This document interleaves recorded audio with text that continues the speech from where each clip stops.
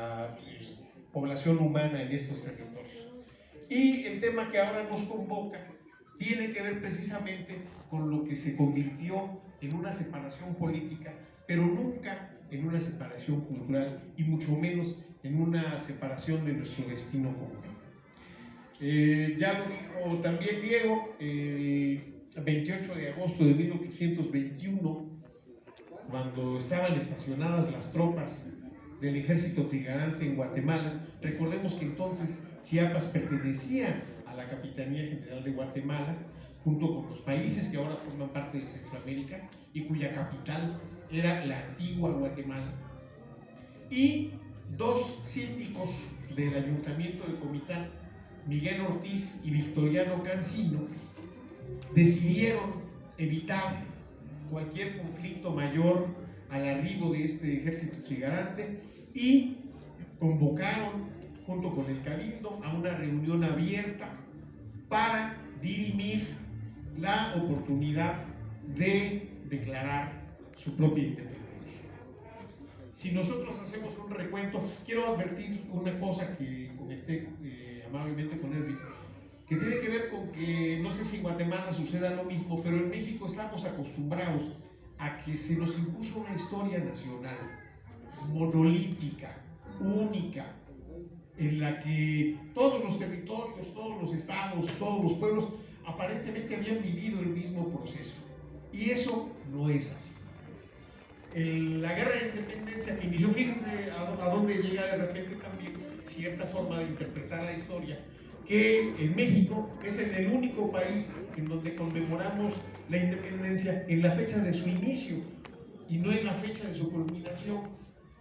Y además con la curiosidad de que se ha acostumbrado ya en todos los ámbitos, en los municipios, en los estados y en el gobierno federal, cada año dar el grito de independencia la noche del 15 de septiembre.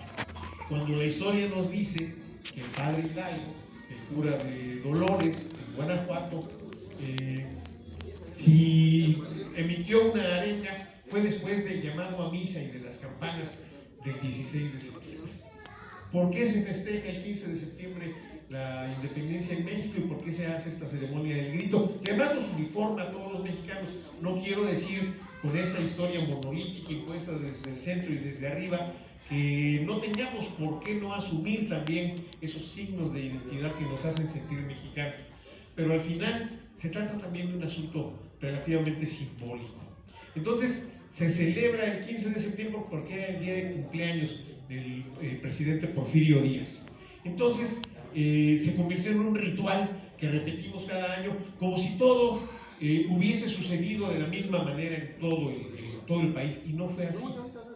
Recordemos pues que aquí en el territorio chiapaneco y en el territorio centroamericano, que pertenecía administrativamente a la Capitanía General de Guatemala, pero desde el punto de vista judicial a la Audiencia de los Confines, cuya sede estaba en Comayagua, en la actual República de Honduras.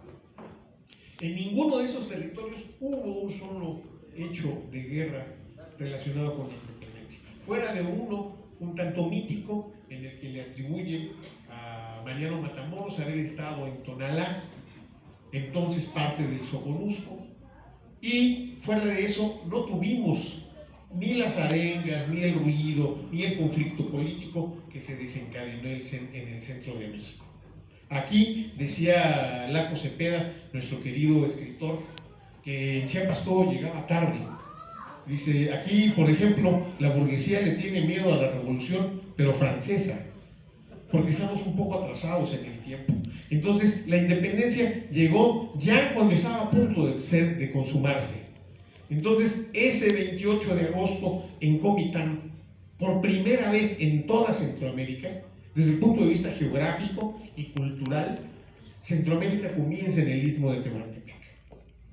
Entonces, por primera vez en toda la jurisdicción de la Capitanía General de Guatemala, se oyó la palabra independencia en Comitán el 28 de agosto. Naturalmente tuvieron una participación muy relevante Fray Matías de Córdoba y Ordóñez, Fray Ignacio Barnoya, Fray Juan Perrote, porque una cosa que tuvo muy significativa en este momento fue que este llamado de los síndicos que ya mencioné, Miguel Ortiz y Victoriano Cancino, fue que no solo se convocó al ayuntamiento, al cuerpo edilicio, sino también a los vecinos visibles del pueblo, y también al cura párroco y a los frailes dominicos que estaban asentados en la villa de Santa María de Comitán. El segundo momento, por eso hablamos de bicentenarios, y para mí realmente es de festejar en este momento un par de asuntos. El primero, que haya sido el ayuntamiento de Comitán una de las pocas instancias de autoridad en nuestro estado y en nuestro país que conmemoraron como se debe estos sucesos. Hay una asociación que se llama Bicentenarios AC, constituida por un grupo de ciudadanos chiapanecos que imaginaron y que soñaron que este pasado 28 de agosto de 2021 debieron estar aquí en Comitán los presidentes centroamericanos, o por lo menos sus representantes diplomáticos, porque en ese momento no solo se decidió el destino de la villa, sino el destino de Centroamérica. El segundo momento también tiene a Comitán como el lugar sede. El 2 de octubre de 1823, después de que trabajaron arduamente en su redacción Joaquín Miguel Gutiérrez y Fray Ignacio Garnoya, se emitió el Plan de Chiapa Libre. ¿Qué quería el Plan de Chiapa Libre? Recuerden ustedes que al declarar la independencia de la villa de Comitán, que fue la primera, reitero, en Centroamérica, después seguida por Tuxtla Gutiérrez el 5 de septiembre, por Ciudad Real, hoy San Cristóbal de las Casas, que además era la sede de la Diputación Provincial, hasta el 8 de septiembre, y en Guatemala hasta el 15 de septiembre. Ahora, la declaración que se hizo en Comitán era una declaración que comprendía a la villa y a su área de influencia, es decir, al partido de Llanos. Cada una de las declaraciones que se hicieron en las siguientes ciudades fueron también así, de cada una de las ciudades por sí mismas. En cambio, la declaración de Guatemala, de Gabino Gainza, fue una declaración que abarcaba a todo el reino de Guatemala, a todos los países, a Honduras, a Nicaragua, a Costa Rica y a Chiapas. Viene el Imperio de Iturbide, se disuelve posteriormente, y ante la actitud de quienes estaban en ese momento en el gobierno, ya destituido el monarca, en este caso Lucas Alamán, presionó a las autoridades chiapanecas para definirse en razón de su pertenencia o no a este país en ciernes, que también había desaparecido. Ya nos llamó la atención, y platicábamos hace un rato de una curiosidad territorial. En el momento del Imperio de Iturbide, el nuestro, que en ese momento comprendió también a Guatemala y a toda Centroamérica, fue uno de los países más grandes del mundo, porque iba más allá de Nuevo México, de California y demás, de Texas y de todo este territorio que pertenecía a la Nueva España, y llegaba hasta Panamá. Entonces, en ese poco más de un año que duró el imperio, fuimos uno de los países más grandes del mundo. Y además un país integrado, es decir, alguna vez Guatemala, Chiapas y México fuimos el mismo lugar. Entonces, viene esta declaración en contra de la autoridad mexicana de ese momento por parte de los firmantes del Plan de Chiapa Libre, el 2 de octubre, y ahí se determina que Chiapas va a decidir de manera voluntaria a quién pertenece. Ya en ese momento no al Imperio de Iturbide, que se había disuelto, ni al Plan de Iguala, que de alguna manera se reponía con este Plan de Chiapa Libre, sino a la República Mexicana en ciernes, que estaba apenas fabricándose, y en su defecto a las Provincias Unidas de Centroamérica. No es como muchos dicen, simplificando, es nos vamos con México, nos vamos con Guatemala. En ese momento Guatemala no existía. Hace algunos meses o años alguien dijo, no, México existe desde hace 10,000 años. Eso es falso. México existe desde hace 200 años como país, cuando se constituyó como Estado Nacional después del Imperio de Iturbide. Entonces, la decisión que tenía que tomar Chiapas no era entre México y Guatemala, era entre una república que estaba en formación y una república mayor en la que soñaron muchos centroamericanos, algunos guatemaltecos, algunos hondureños como Morazán, algunos Manuel José Arce, nos acordábamos también de quien quería ser obispo en El Salvador, Fray Matías Delgado. En fin, había distintas iniciativas, Francisco Morazán, que querían una Centroamérica unida, y dentro de esa Centroamérica Chiapas, que había pertenecido territorialmente a este espacio geográfico.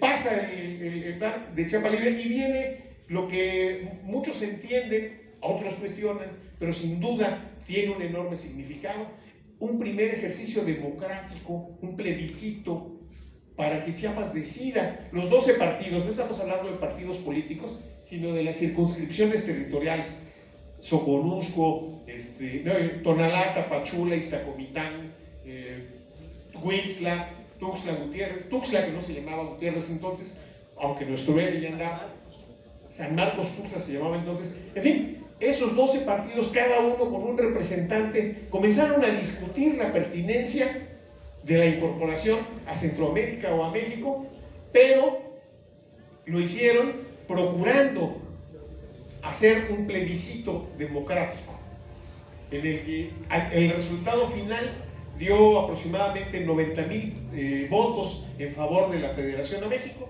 y cerca de 60,000 de la Federación a la entonces denominada como Provincias Unidas del Centro de América. Esa es la denominación. Federación Centroamericana. O Federación Centroamericana. Es la denominación exacta y correcta. Debemos recordar que en ambos casos se postulaban proyectos federalistas. Proyectos federalistas un poco al modo de lo que había sucedido en Estados Unidos. Es algo que no sé en Guatemala hasta dónde haya ocurrido, pero que no toda su historia, en los demás países de Centroamérica, en México, que siempre hemos sido federalistas de nombre, casi toda nuestra historia hemos sido centralistas de hecho, porque lamentablemente las órdenes, los grandes cambios han llegado casi siempre del centro a la periferia sin que la participación de los estados sea equitativa como lo pide el federalismo. El caso es que el 14 de septiembre de 1824 Chiapas decide voluntariamente federarse a la naciente República Mexicana y forma parte de hecho y de derecho de este nuevo país. A estas alturas de la historia no podemos hacer reclamos históricos al pasado, porque pese a que hablamos de que lo que pesó en ese momento fueron los intereses de los grupos dominantes, de las oligarquías locales, de los criollos que se querían independizar. Recuerden que la independencia no fue un proceso que haya sido una ocurrencia de unos cuantos y que de la noche a la mañana dieron un grito y se fueron a combate. No, desde finales del siglo XVIII, a partir de las reformas borbónicas del Imperio Español y de las Cortes de Cádiz, se comenzaron a introducir cambios que dieron lugar a que esas ideas de independencia se fueron propugnando cada vez más. Recordemos que el gran prócer de nuestra independencia, comiteca y chiapaneca, Fray Matías de Córdoba y Ordóñez, nacido en Tapachula, estudió nada menos que en la Universidad de San Carlos de Guatemala. Y además, de ahí tomó el ejemplo de fundar en nuestro territorio la Sociedad de Amigos del País, que era un grupo progresista que estimuló el desarrollo del comercio, que estimuló la modernización administrativa y que introdujo una serie de cambios que dieron lugar finalmente a la consumación de la independencia. Esta breve historia es una historia muy importante porque dio lugar a la constitución de diferentes estados nacionales de una manera muy curiosa. O sea, esta Federación Centroamericana duró hasta 1836. 1838. Exactamente. Es decir, esta Federación Centroamericana, a la que nos hubiésemos incorporado como chiapanecos de haberlo decidido en 1824, se disolvió unos cuantos años después. Entonces mucha gente se pregunta cuál hubiese sido el destino de Chiapas. A partir de esa federación se disgregaron Guatemala, Nicaragua, Honduras, Costa Rica y El Salvador. Entonces cada uno constituyó un país propio. ¿Qué le hubiera tocado hacer a Chiapas? Ser un país diferente. Hubiésemos podido ser un país diferente si leemos bien el plan de Chiapa Libre, que por cierto está exhibido en el Museo Histórico de la ciudad de Comitán y que podemos revisar con toda puntualidad. Nunca se plantearon los chiapalibres, como así se hicieron llamar, constituir un país diferente. La disyuntiva era estar en Centroamérica o estar en México, pero nunca se plantearon la disyuntiva de formar un país diferente. Y tampoco es cierto una cosa que durante algunos años se hizo muy común escuchar en los cenáculos políticos, en donde a veces no brilla el conocimiento. Decían que la Federación de Chiapas a México tenía un límite temporal. Una comiteca muy destacada, muy guapa ella, que fue senadora, sostenía eso, ¿no? Si México no nos cumple, nos vamos a salir de México, así como nos salimos de Centroamérica. Y es un asunto que es completamente falso, porque nosotros somos mexicanos desde que la Constitución de 1824 nos considera como tales, y lo hemos seguido siendo a lo largo de la historia. No me voy a alargar para dar lugar a mi compañero que tiene muchas cosas que decir, pero voy a decir una cosa más para terminar esta primera parte. Y tiene que ver con el hecho de que así como en un momento determinado se quiso que viniesen los presidentes de Centroamérica, o por lo menos sus representantes consulares o sus embajadores, sería muy bueno que si no este 2 de octubre, sí el 14 de septiembre en Chiapas, festejásemos con todos los gobernadores del país. ¿Por qué? Porque la razón que llevó a Chiapas a disgregarse, a disociarse de Centroamérica, es la misma razón que nos ha hecho pensar si hicimos bien en adherirnos a México. En las Cortes de Cádiz hubo un diputado que representaba a la Intendencia de las Chiapas, Mariano Robles Domínguez. Entonces su queja primera fue: nosotros estamos contentos con ser parte de Guatemala, pero tenemos 300 años abandonados. Es decir, y es que la circunstancia geográfica de Chiapas era muy peculiar. Estábamos en la periferia, lejos de la metrópoli, y además recibíamos circunstancialmente algunos beneficios de estar pegados al territorio del virreinato. Entonces, no estamos reclamando a los guatemaltecos de hoy ni de chiste, por supuesto que no, pero los chiapanecos de entonces sí reclamaron a las autoridades guatemaltecas el abandono al que habían estado sometidos.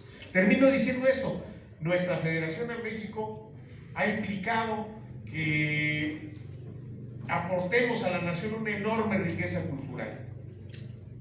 12 de las 64 lenguas indígenas que se hablan en México se hablan en Chiapas, y muchas de ellas en Guatemala, y todas ellas hermanadas con los mayas de Guatemala. La mayor extensión de selva que hay en México, el territorio de la selva de Lacandona, junto con otros lugares, otras zonas protegidas, otras áreas naturales protegidas, constituyen el pulmón de nuestro país. La cuenca del Celegua y Grijalva. Exactamente, que viene desde allá, desde Grijalva nacen los Altos Cuchumatanes. Así es, viene desde los Altos Cuchumatanes y desemboca en el Golfo de México. Chiapas y Tabasco tienen solo juntos más de la mitad de la escorrentía, es decir, la mitad de la lluvia que cae en todo el país cae en Tabasco o cae en Chiapas, y también la mayor reserva de agua potable, además de petróleo, agricultura, etc. Entonces, así como Mariano Robles Domínguez en su momento, muchos mexicanos a lo largo de la historia han reclamado que la lejanía de la metrópoli nos ha mantenido en el descuido y en el abandono. No es circunstancial que Chiapas siga siendo hoy uno de los estados más pobres de México, cuando es un estado que tiene extraordinarias riquezas. Entonces, este es un momento para reflexionar en un pasado que, como dije, no nos separa de Guatemala, no nos separa porque al final tenemos la misma matriz cultural, hablamos ahora no solo un castellano común. Recuerden que solo los chiapanecos seguimos voceando y lo hacemos con mucho agrado, voceamos, y da voz. Dice, en Guatemala hablan de voces que han de hablar. El caso es que voceamos como los guatemaltecos, tenemos un vocabulario común, tenemos una dieta común, que le decimos chuchos a los perros, en fin, tenemos una serie de cosas que nos hermanan y nos unen y nos identifican. Y el haber sido parte de distintos estados nacionales fueron circunstancias históricas que no podemos ahora cambiar. Entonces, yo creo que ese es un momento que nos debe hacer reflexionar sobre el significado de pertenecer a México, pero también sobre el significado de pertenecer a una región de la que somos hermanos. Si en Estados Unidos tenemos la frontera con un país que es diferente del nuestro, que habla otra lengua, que tiene un nivel de desarrollo diferente del nuestro, con el que hemos tenido una serie de conflictos históricos, como la pérdida de una parte significativa del territorio, con Guatemala y con Centroamérica tenemos una frontera hermana, una frontera que solo debiese ser invisible. Le dejo la palabra al maestro. Adelante, maestro. Un aplauso fuerte para el ilustrísimo maestro Carlos Román. Estimados señores, muy buenas noches, querido pueblo de Comitán. Es un gusto para nosotros, un honor, un privilegio estar compartiendo con ustedes. Reciban un cordial saludo de la Casa de la Cultura de Huehuetenango. Allá nuestra Casa de la Cultura lleva el nombre de la ilustre profesora Elsa Yolanda Alfaro García.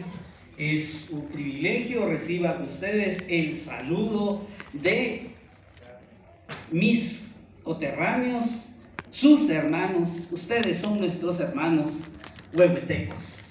Un aplauso para ustedes, lindo pueblo de Comitán de las Flores, Comitán de Domínguez. Que Dios los bendiga, tierra bendita, en donde nuestra hermandad viene desde hace miles de años. ¿Desde dónde viene nuestra sangre común? Nuestros territorios fueron habitados hace un poco más de 20,000 años por las antiguas culturas clovis. Aquellos pueblos errantes que cazaban mamuts, mastodontes y todo ese tipo de bestias en aquel tiempo, y posteriormente estos pueblos fueron habitados por diferentes culturas, de las cuales resalta las culturas celtal y maya quiché. Maya quiché es la cultura que hoy tiene su pleno asiento en Guatemala y especialmente en los departamentos de El Quiché, Huehuetenango, Totonicapán, parte de Retaluleu, Quetzaltenango. También acá tenía su asiento la cultura quiché, además de la cultura celtal, tzotzil, chamula. Y más adelante, Comitán también fue invadida por una buena porción del ejército mexica, más o menos 50 años aproximadamente antes que vinieran los españoles. Y de ahí que Pedro de Alvarado invade Guatemala, de una expedición que se derivó de la conquista de México de Hernán Cortés. Invade Guatemala, conquista Guatemala. El hermano de Pedro de Alvarado, Gonzalo de Alvarado, conquista Huehuetenango. La conquista de Guatemala se registra como una fecha de, podríamos decir, de inflexión. Citamos el 24 de febrero de 1824.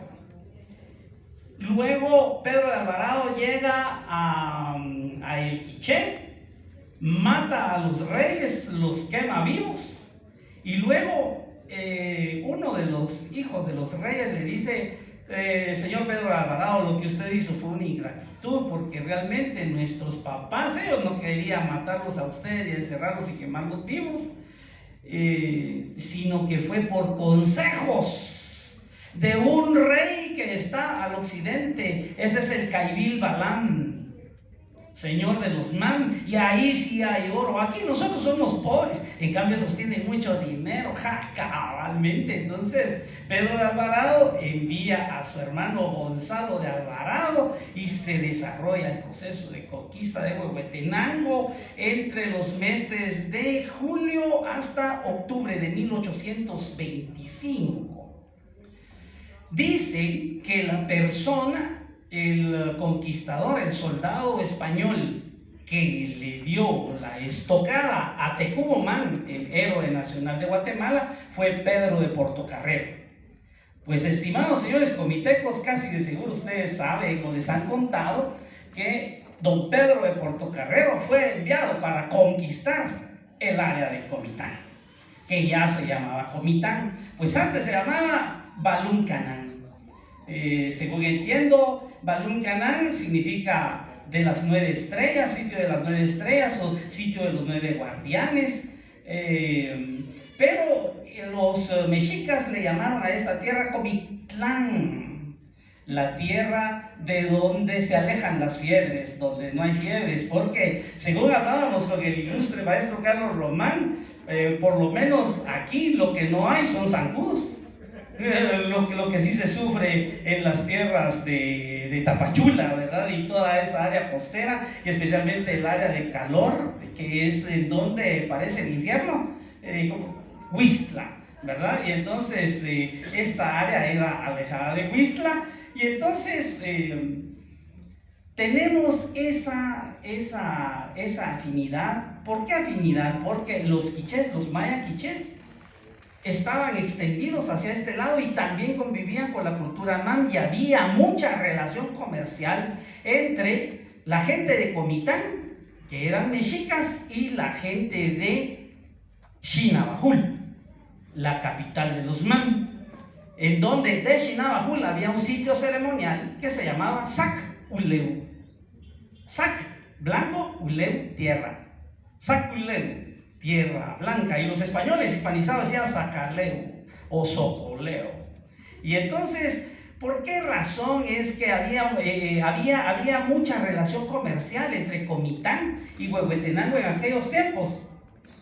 Cada uno tenía sus diferencias, de su diversidad, y esa diversidad se intercambiaba, al grado que la gente de Comitán decía: vamos a la tierra de Ahuehuetenango. Ahuehuetl, ustedes saben, viene de la voz mexica, Huehuetl. Huehuetl es viejo, pero Ahuehuetl es que no es viejo. Los árboles de sabinos, como se les conoce en Huehuetenango, que crecen a la orilla de los ríos, los grandes árboles, esos árboles tienen una vida media de 2000 años. Miren el árbol de la noche triste, ahí donde estuvo Hernán Cortés llorando después de la gran trancaseada que le dieron los mexicas. Ese árbol todavía está vivo, y eso fue hace 500 años. Los ahuehuetles no envejecen. Huehuetenango es la tierra de la gente siempre joven. Bueno, yo no seré uno de los mejores ejemplares de ello, pero es la tierra de la gente siempre joven, Ahuehuetenango. Y luego los españoles lo hispanizaron Huehuetenango. El nombre de Ahuehuetenango fue bautizado por los mexicas de Comitán.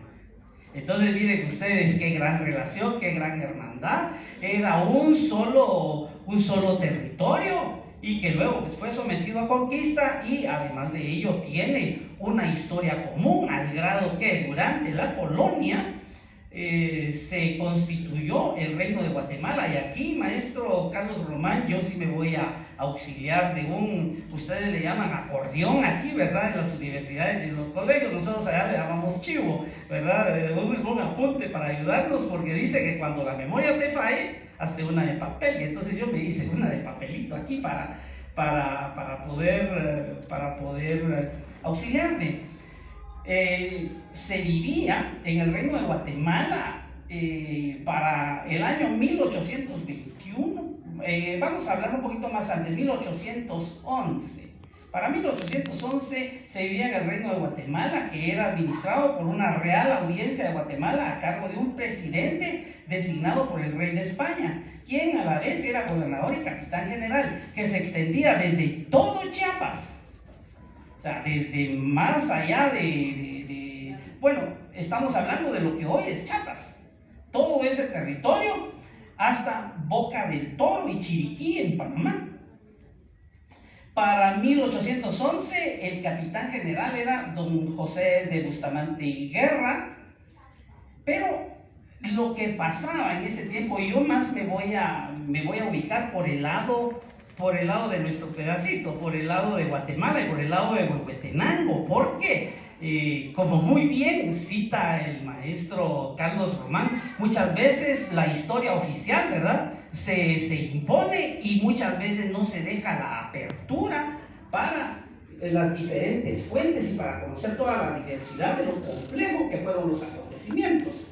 Y entonces eso es algo que estamos viviendo dentro de las nuevas generaciones, el hecho de estar hurgando más profundamente en la historia y abriendo más la mente para poder comprender la realidad de lo que hoy somos y la riqueza de lo que hoy somos, porque si un evento de los que sucedió antes no se hubiera dado, no estaríamos hoy vivos. Gracias a Dios, pues con violencias, con amores y con todo, somos el fruto de nuestra historia y estamos desafiados a dejar un legado importante para las nuevas generaciones. Pues en ese tiempo lo que había es que el reino de España se había debilitado. España había sido invadida por los franceses, por la gente de la Revolución Francesa, por Napoleón Bonaparte. Napoleón invadió España y colocó como regente del reino a su hermano José Bonaparte, a Pepe. Y como le gustaba mucho el trago y era muy borracho, la gente en España le puso Pepe Botella de acuerdo. Pepe Bolo, ¿verdad? Sí, Pepe Chupudo, diría en otro lado, ¿verdad? Le gustaba pistear, dicen allá en el centro de México. Bueno, el caso es que ante esa debilidad de todo el reino de España, la gente de la América del Sur se envalentonó y desarrollaron procesos de independencia violentos. Para ese tiempo, los nombres que se hicieron famosos, evidentemente, Simón Bolívar, Francisco de Miranda, José de San Martín, Antonio José de Sucre, Bernardo O'Higgins.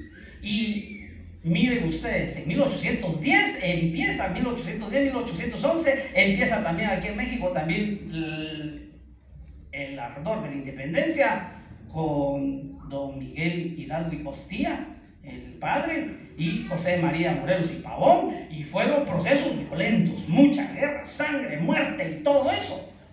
Entonces imagínense ustedes el ambiente que le esperaba al reino de Guatemala, que le esperaba a José Bustamante y Guerra. ¿En qué momento me van a echar reata, verdad?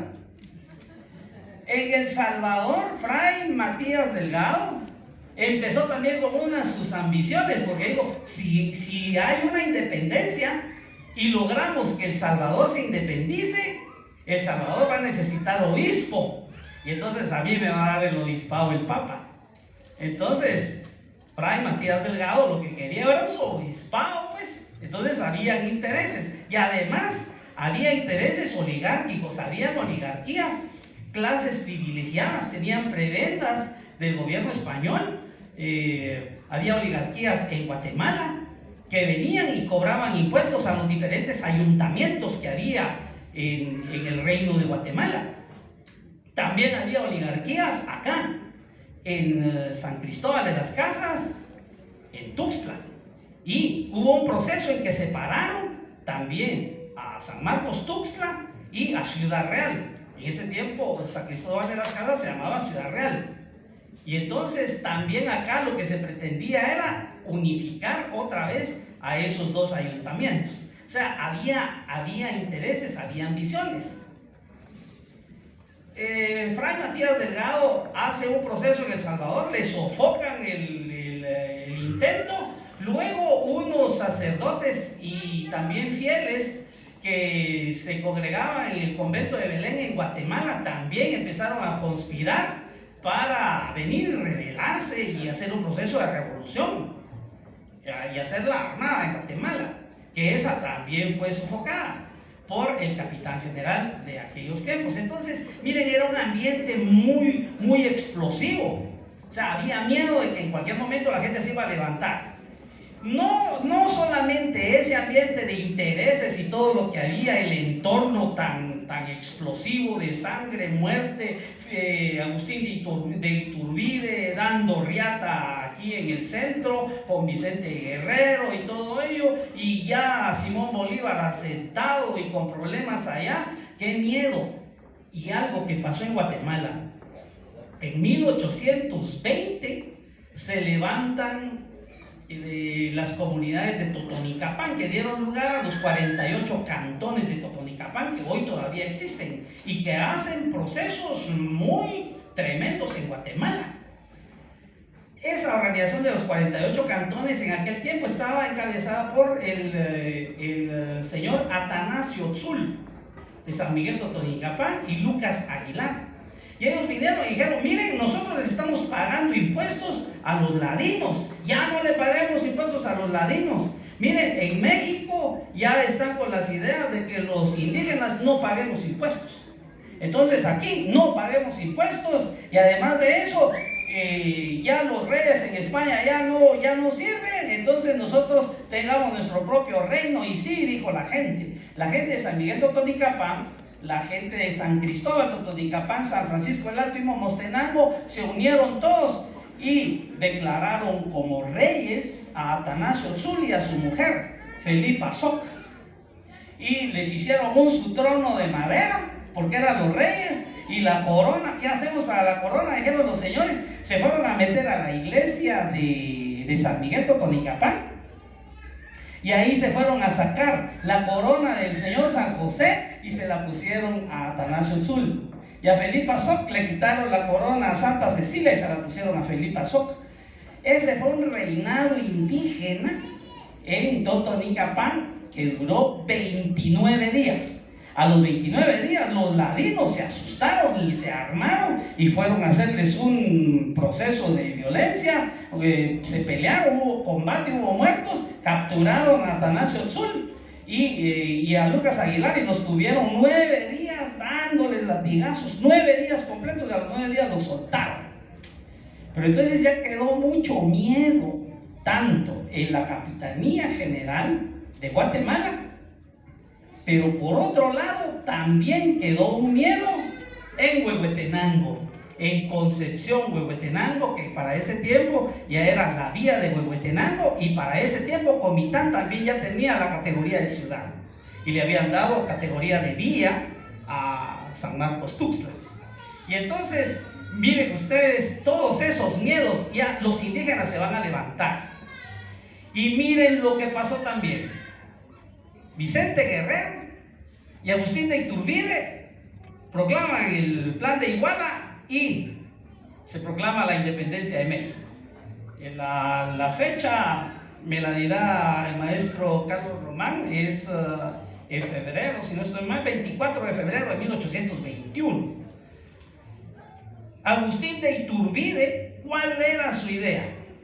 Bueno, la retórica de Agustín de Iturbide era venir y desarrollar un proceso en donde hubiera un México unido, un México del pueblo, y además de eso, que los indígenas no pagaran impuestos. Ese fue uno de los elementos fundamentales para cristalizar la revolución, que los indígenas no paguen impuestos.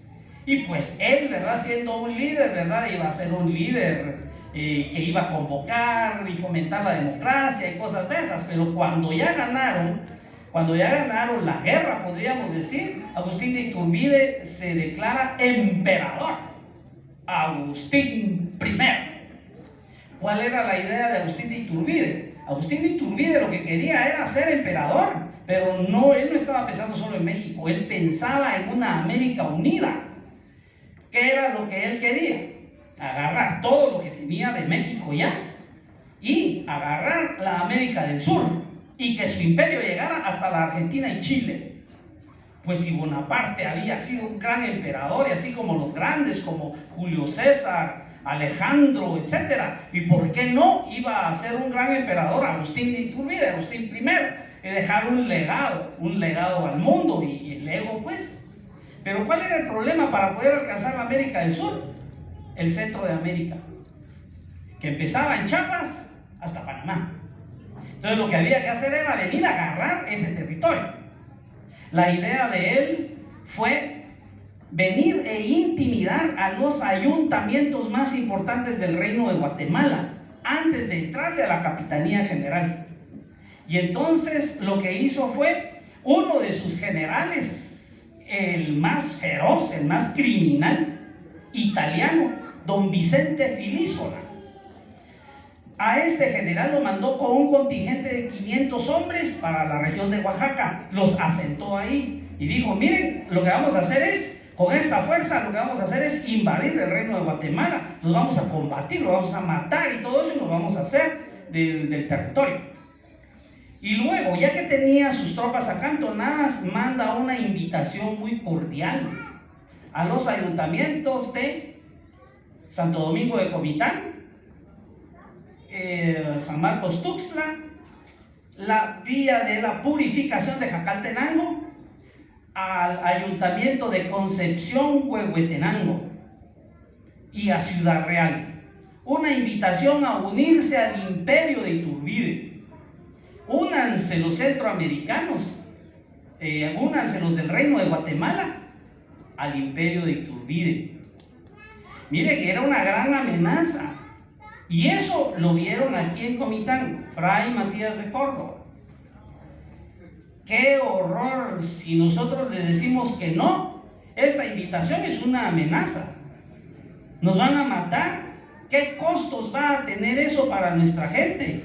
Fray Matías de Córdoba lo que hizo fue promover y convencer a los miembros del ayuntamiento de Comitán de mejor declarar la independencia. Y de esa manera es como el 28 de agosto de 1821 Comitán se declara independiente. Fue la primera puntada y mandaron ellos oficios a los demás ayuntamientos. Mandaron oficios a Ciudad Real, a San Marcos Tuxtla, mandan oficio a Jacaltenango, a Huehuetenango, y también mandaron oficio a la Capitanía General de Guatemala el 28 de agosto de 1821. Recordemos el tiempo que tardaban en llegar los correos, ¿verdad? Porque era a pie o en bestia, llevaba mucho tiempo. Imagínense ustedes qué era lo que le pasaba, qué era lo que enfrentaba Huehuetenango. Huehuetenango estaba: nos puede echar riata la gente del reino de Guatemala, y si no, vamos a tener un levantamiento, como ellos decían, un levantamiento de los indios. Somos 1000 ladinos en Huehuetenango, más o menos, decían ellos. Somos 1000 ladinos y tenemos 20,000 indígenas, nos van a aplastar. Bueno, y por el otro lado tenemos a Filísola ahí, que ya ese va a venir, nos va a arrasar. ¿Qué hacemos? Y ya Comitán ya se declaró independiente. Miren ustedes cómo fueron de listos nuestros políticos huehuetecos. Ellos vinieron y dijeron, suscribieron el acta. Y les voy a leer un pedacito de unos elementos pequeñitos de esa parte. Dice que Huehuetenango, y sus anexos queda libre e independiente de la dominación española, con las condiciones puestas en Comitán, cuya acta se tiene a la vista. Eso dice el acta de independencia de Comitán. Que permanecerá unido a Guatemala siempre que ésta abrace el partido de la independencia. Miren ustedes, estamos con Guatemala si es que ellos se declaran independientes. En Guatemala ellos también ya habían balanceado lo mismo, y ellos sí declararon la independencia por lo que había pasado en Comitán, dijeron, en la capital de Guatemala. Eso dice el acta de independencia de Guatemala. En Huehuetenango no se sabía qué había pasado en la capital, pero ellos dijeron, si Guatemala abraza la independencia, entonces permanecemos unidos a Guatemala.